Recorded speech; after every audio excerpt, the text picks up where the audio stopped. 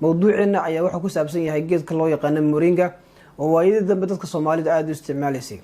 balse marka laga hadlay geedka moringa waa mid la soo isticmaalayay muddooyin qarniya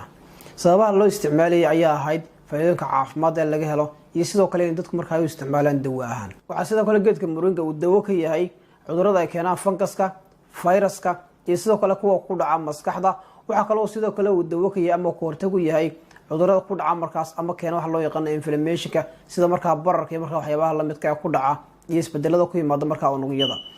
inta markan ka nimaadno asal ahaan geedka moringa wuxuu ka soo jeedaa dalka Hindiya waxaana sidoo kale lagu arkay meelo badan oo kamid ah dunida isla markaana uu ka baxay sida qaaradda Afrika Asia iyo sidoo kale wadamo dhaca koonfurta Mareykanka inta marka laga yimaado geedka moringa wuxuu leeyahay waxa loo yaqaan side effect oo ah saameyn taban taas markaa aan badnayn ugu dambeyntii waxa kale la soo jeedinaya marka qofku isticmaalayo geedka moringa inuu la tashado dhakhtar ama marka qof dawooyinka yaqaan iyada marka ay sababtan qaybta dambe ku sheegi doono marka laga hadlayo faa'iidooyinka laga helo geedka moringa waxa kamid ah kuwa soo socda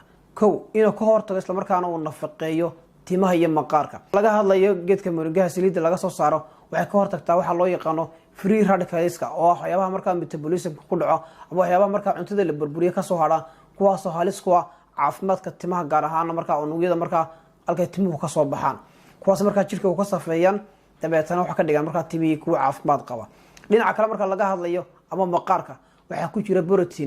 proteinadaas marka waxay yihiin kuwa sare u qaada heerka biyaha waxay ka hortagaan inaan noqon maqaarka mid qalalan isla markaana waxay sameeyaan inay ka saaraan marka waxyaabaha sunta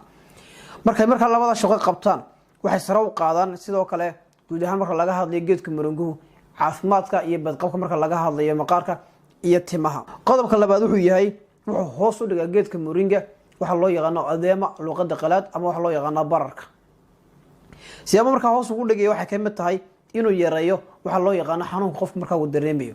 marka qofku marka uu bararo waxa ku ururaya meeshii biyaha ku ururaya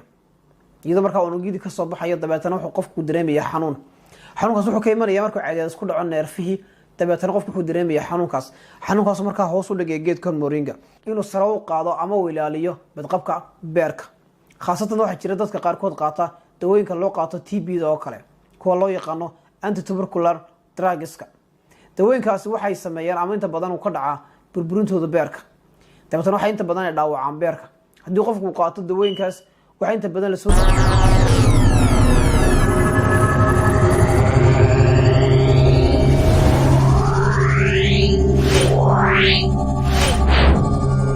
Yeah.